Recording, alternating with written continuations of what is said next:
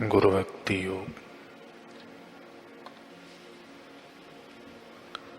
गुरु की सेवा करके आशीर्वाद प्राप्त करने की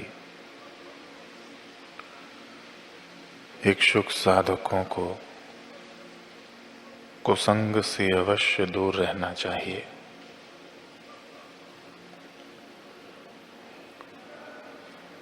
इस माया का रहस्य कौन जान सकता है?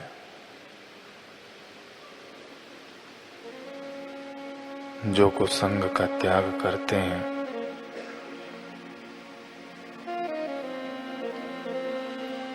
जो उदार हृदय वाले गुरु की सेवा करते हैं,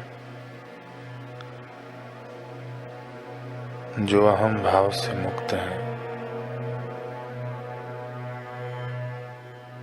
और जो ममता रहित हैं, वे इस माया का रहस्य जान सकते हैं।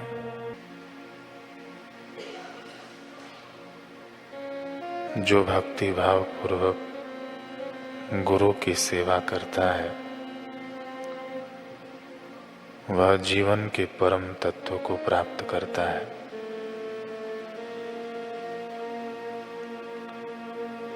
साधक का मन किसी भी प्रकार के प्रयत्न बिना ही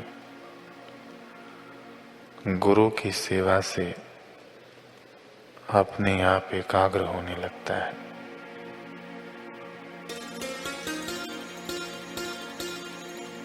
दैविक गुणों का विकास करने वाला महान रहस्य गुरु भक्ति में निहित है।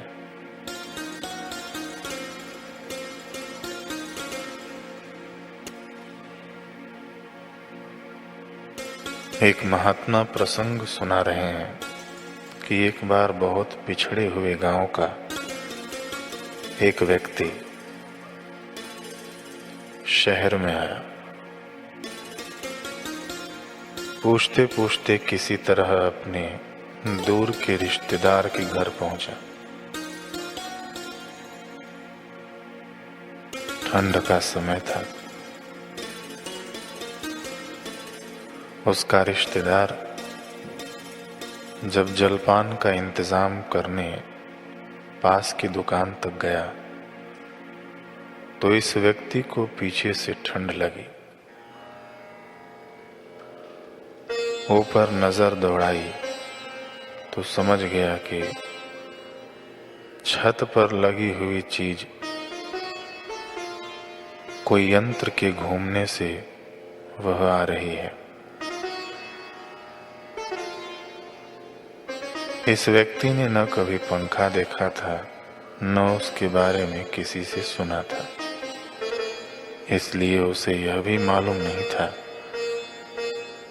कि पंखा बंद करने के लिए उसका स्विच बंद करना पड़ता है।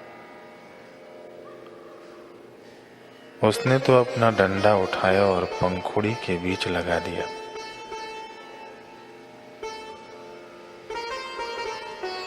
कट कट की जोरदार आवाज हुई, परंतु उसका फॉर्मूला काम कर गया। डंडे में अटकने के कारण पंखा चलते चलते रुक गया। तब उसने अपना डंडा नीचे कर लिया, परंतु यह क्या, डंडा हटाते ही पंखा फिर से घूमने लगा। उसने दोबारा डंडा लगाया, हवा आने फिर से रुक गई, लेकिन डंडा नीचे करते ही पंखा फिर से चलने लगा। इतने ही देर में उसका रिश्तेदार वापस आ गया। अब तक डंडा भी जगह जगह से छिल चुका था और पंखे को भी नुकसान पहुंच चुका था। सबसे मुख्य बड़ी बात, पंखा फिर भी नहीं रुका। उसका रिश्तेदार बोला, अरे भाई, पंखा डंडा घुमाने से नहीं रुकेगा, करंट रोकने से रुकेगा। ऐसा कहते ही उसने पंखे का स्विच बंद कर दिया और पंखा झट से रुक गया। मन रूपी पंखे को रोकने के लिए सद्गुरु की छोटी सी युक्ति या आज्ञा ही काफी होती है। नहीं तो हम कितना भी प्रयास कर लें, यह पंखा नहीं रुकने वाला है। यही पंखा 84 में घुमाता है। सद्गुरु के आज्ञा पालन से, उनके बताए गए मार्ग पर चलने से यह मन का पंखा सहज ही रुक जाता है। सद्गुरु की आज्ञा पालन में वो शक्ति है जो मन को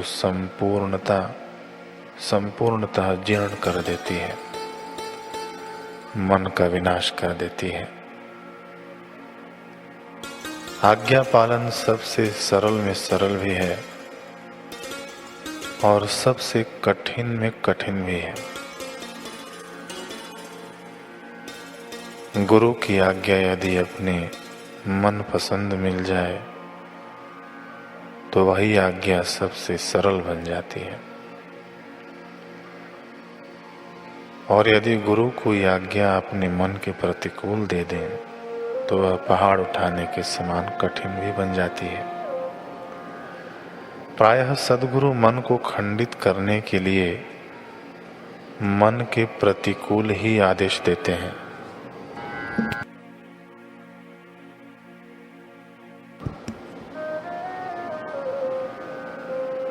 यदि साधक शिष्य भयभीत न हो, घबराए नहीं और सद्गुरु पर विश्वास रखकर आज्ञा पालन में बस तत्परता से लग जाए तो वह निस्संदेह शीघ्र ही कल्याण पथ के लक्ष्य को पहुंच जाता है। इसलिए इस संसार में तुम्हारे मन का कोई सबसे बड़ा शत्रु है तो वह है सद्गुरु।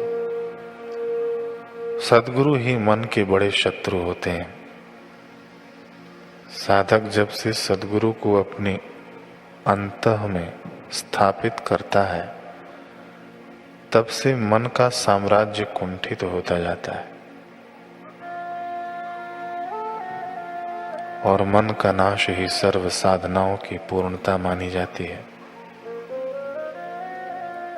योगी जन भी कई वर्षों तक लगे रहते हैं साधना में, तपस्वी भी, हठी भी लगे रहते हैं इस मन के नाश करने के प्रयास में, परंतु वह मन तो और भी बलवान होता जाता है, पुष्ट होता जाता है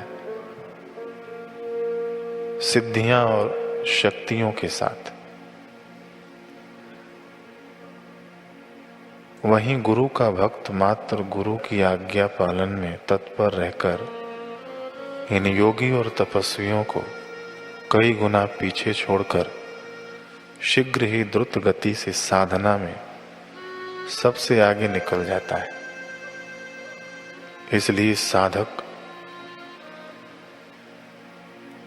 इसलिए साधक मन जो पलक झपकते ही कहीं का कहीं घूम जाता है और हमें भी इस माया जाल में घुमा देता है, उस मैं को रोकने के लिए सद्गुरु के आदेशों के प्रति सदा सजाग बने रहो, सावधान बने रहो। गुरु भक्ति योग।